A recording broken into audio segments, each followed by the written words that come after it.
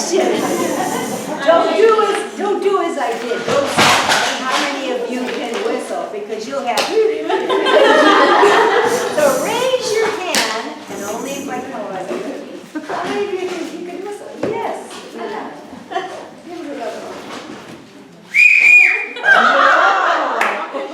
You're going to have a solo right there. She's going to be the whistler. And we'll keep the beat. I'm in the mood for. Hey, how about you? I'm in the mood for. Hey, how about you? Where's Serena? I'm in the mood for.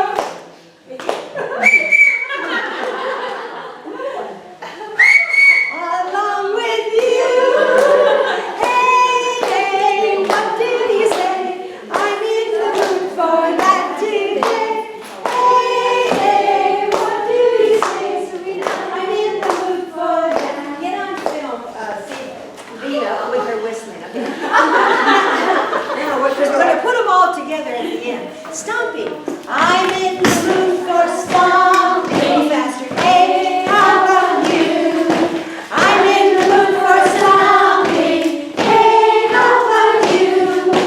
I'm in the mood for stomping. Stomping along with you. Hey, what do you say? I'm in the mood for that today. Hey, what do you say? I'm in the mood for that. Let's put them all back in. We won't do the singing again.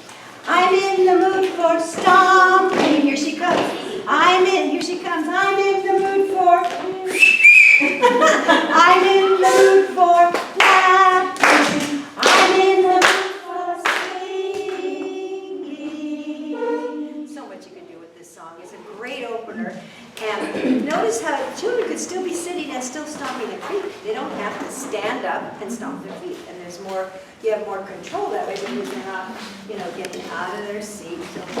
I've never had such a great whistler. Oh my gosh, that's terrific. That's just terrific. Okay, let's do homework. Homework. Let's see what we were doing last lesson. Who knows what dynamics are? Dynamics are the blank and blank expressions in music. There she is. Dynamics are the loudness and softness expressions in music. Good. Loud and soft. Loudness and softness. Loud and soft. How about second one? Inner hearing, sequencing, memorization, and echoing all help to develop what? Oh, way over there. Say it again. It helps with reasoning. There's one. What else does it help with? Mental experience sharpens the children's mind. Sharpens the mind, absolutely. Anything else? Retaining information. Retaining information. Logical sound. Yeah, logical reasoning. Yeah. My gosh, that's a ton. That's why we like to do inner hearing, where we don't sing out loud. We sing in our mind. We do that a lot. It's so good. And also, sign language. Oh, wait, sorry. I won't go there yet. Sequencing. That's why we do sequencing songs, because that also helps with memorization and retention. And so everything, if you think about it, the things that we've done in here really address all of those things. The echoing, the use of instruments. There's so much going on in the human brain. Number 3, the use of blank with singing is an easy way to add movement, and it also uses blank motor skills. Let's see if there's somebody else. Sign language. Now you can take the rest of it if you want. Oh, small motor skills. Okay, good. And something else. What else does sign language do?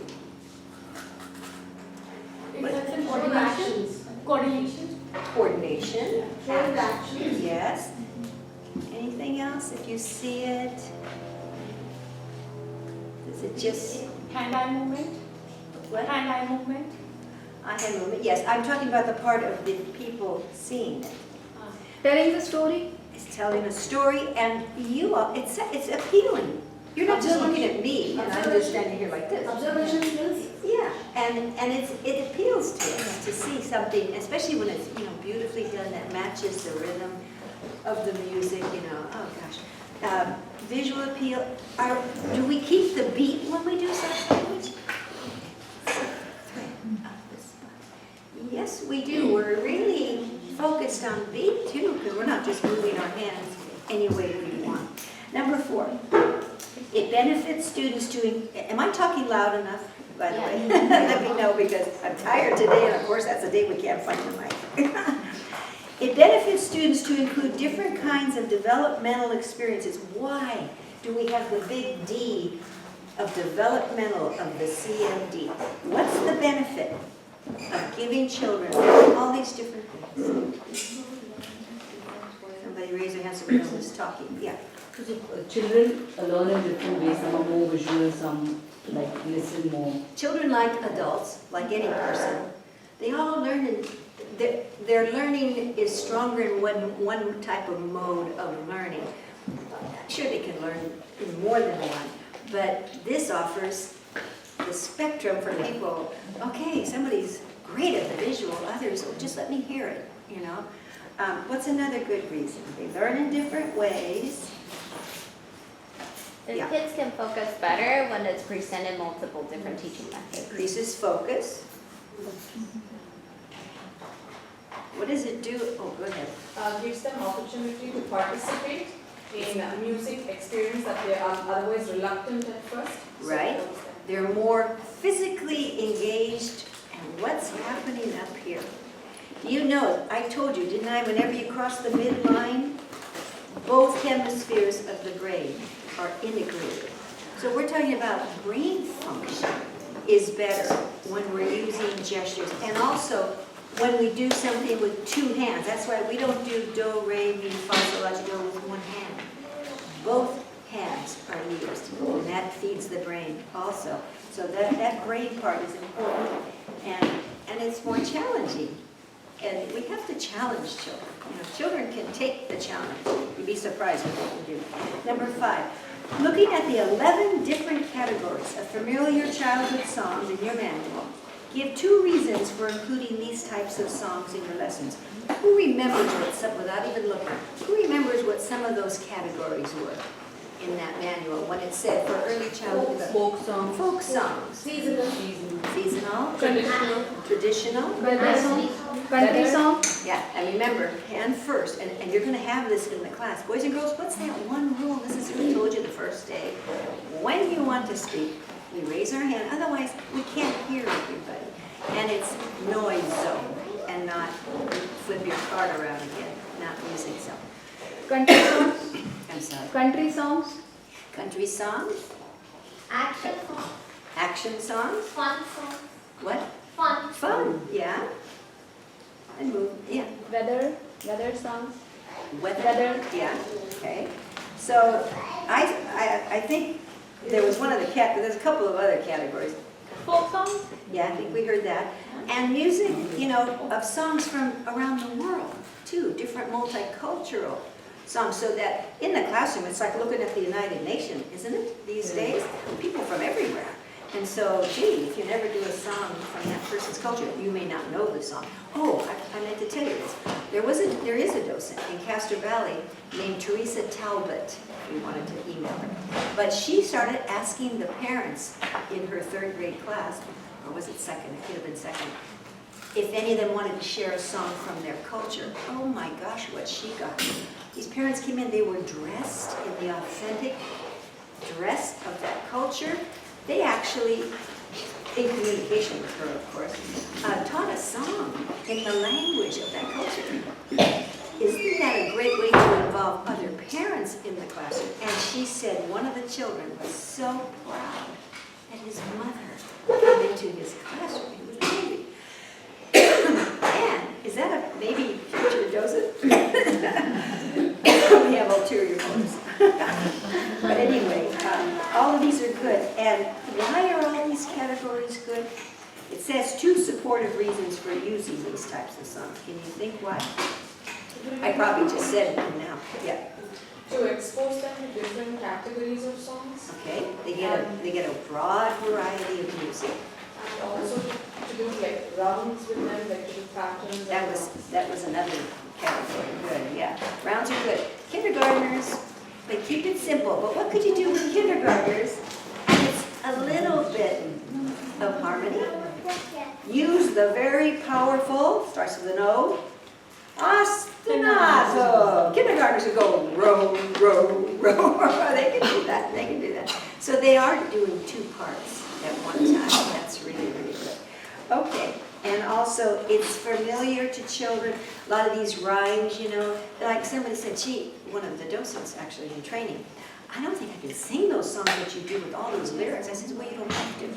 Why don't you start simply? You're with kindergartners, you're with TK. So you just choose the songs that are very simple first. What are the two pitches that you're supposed to start with? So me. Little kindergartners, if they don't know so me by the time you're finished, there's something wrong. Because you can do a lot of songs with that, and you can make up songs with so me. You know. Okay, we spent a lot of time on that, but I think it's important. Okay, let's see what's up for today. And what we're going to do is go to the manual. 136. 136 in the manual. And what we have are playing instruments. But you've done it a little bit already. But you see what it says on the tab? Aesthetics. Instruments. Aesthetics. This is part of the big D.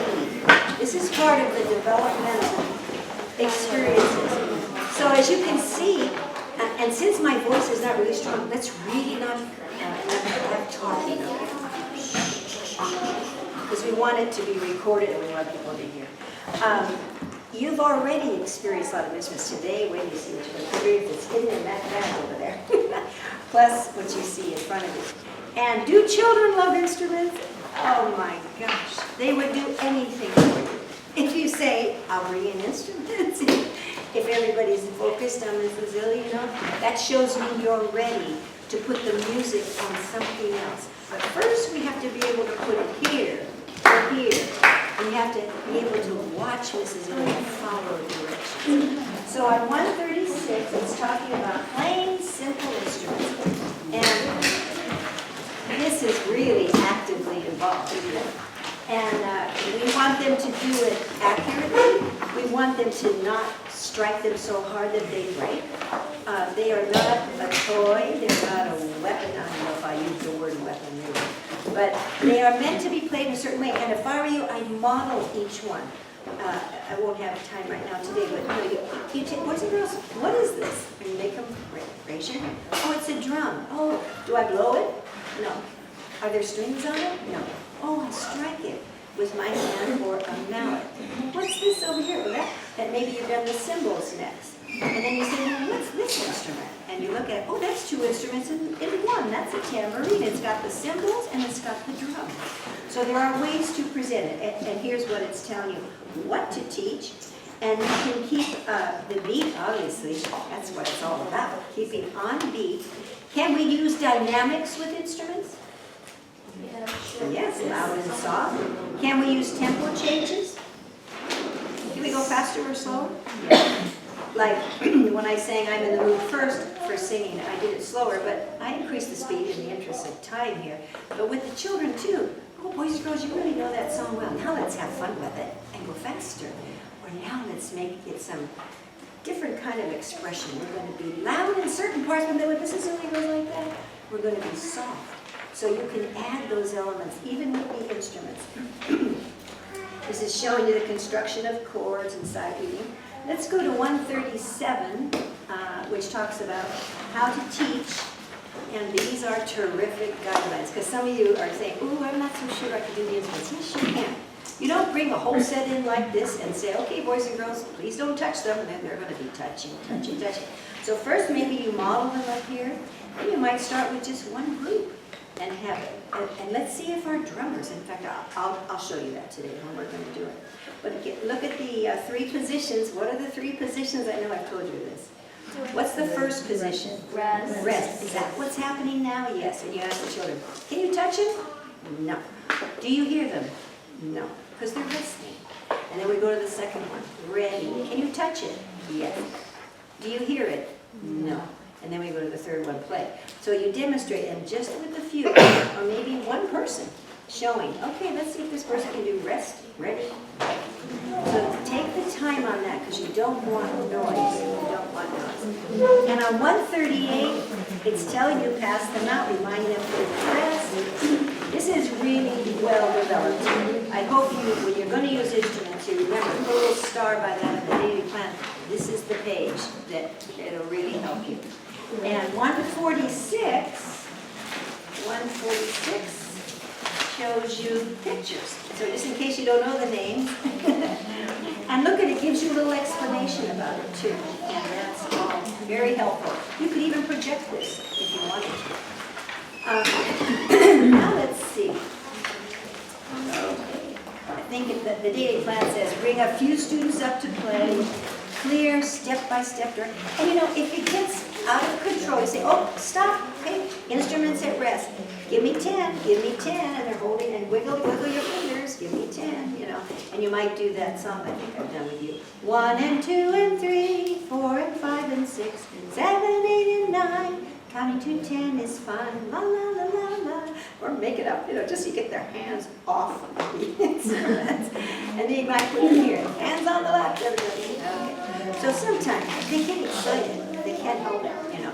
But if you're organized and they know you're the director, and I say to them, I can't play all these instruments, I need you.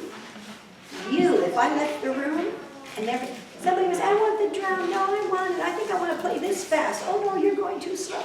It would be chaos. It would be noise zone, and you flip your card again. Music zone. So you help them out. Okay, let's have some fun with the instruments. So, Star Spangled Banner, what a great song and what a great idea to use drums and cymbals. Now, these people over here who have tambourines, let's look at them. Sissy, I think I probably goofed a little bit. Sissy, could you get more cymbals out? Are there, you put some back? And let's give some cymbals to that section right there with the triangles up. Oh, more that. And there's more, because I did move some. Oh, looks like there's a lot right there. So with those three people, grab the, can you pass out the cymbals there? Don't play them yet, just make sure we get them passed out to people and maybe see. So we have drummers and we have cymbals, and you can play as a drum right here, okay? So when you use your tambourine, you're going to just strike it. No shaking. No shaking. Okay, look at the chart. The chart's up here. You have it in your line.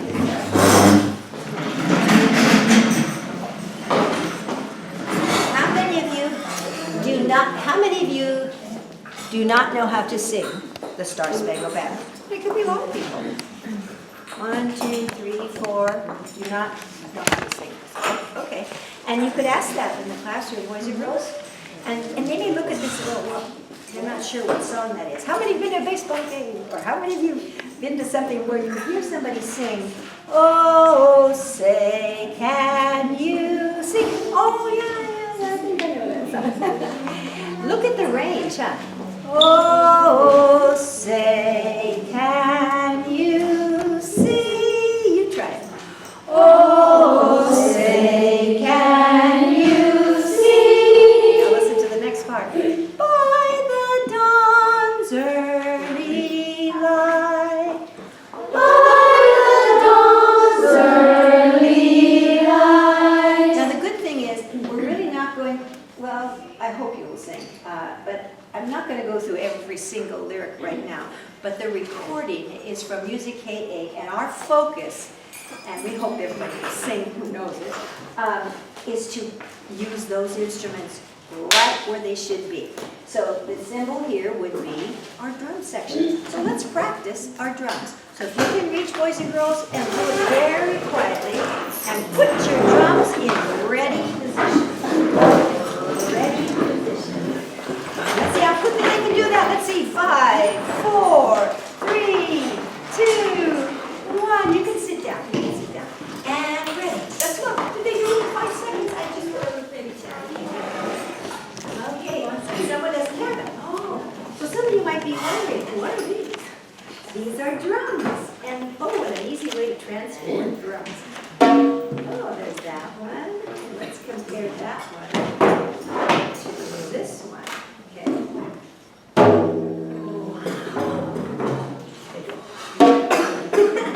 So why the difference? Size. There's more space. He's going to be lower, larger, maybe lower, shorter or smaller, higher. So Karen gets the big one. She patiently waited. There's a mallet. Anybody else here see that? We got it all. We got it. Okay. So as you're sitting with the children, I do have them stand. In the interest of time here, because you know what? When they stand and they're playing their instrument, it really makes a difference. Okay. So let's all sing this first line. So every time you see that drum, you're playing it. I'm going to play. Okay. So let's just do line 1. Oh, what's this? Symbol. Symbols. Now, the person playing the cymbal is not a symbol. The person playing is a symbolist. So say symbolist. Symbolist. Now, let's see if these people know how to pick up their cymbals with no sound and get them ready. Oh, yeah, look at those people. Put yours together like Sudak has hers. Parallel. Yeah. And let's look over here. Okay. Go ahead, Alina, and strike yours. Strike a little. Okay, stop. Strike yours. Suda. Look at Suda and look at you. What's the difference between you two? Well, look at your hands compared to hers. Yes. You can't touch it. If you touch it, the vibration will stop. So that's what the little handles are for. Don't let your fingers and grab those, okay? And Vicki, show them yours. Okay, these are little finger cymbals. But you know, Vicki, at the end, we're going to have the last set. So watch me. I'm just going to boom, and we start. Now, the drummers and the cymbalists, so you can pick up your tambourine and use it as a drum. So just use your palm. So let's get everybody in ready position. Is there sound? Let's check. Sound is ready. Okay. Let's sing line 1. Now, there's a reason why this is here. This comes right on C, cymbals, follow. So it'll always be drum, cymbal, almost always. We get down here. Ready? Oh, say, can you see? God, let's hear it. Oh, man, it's terrific. Okay. Now let's do the next one.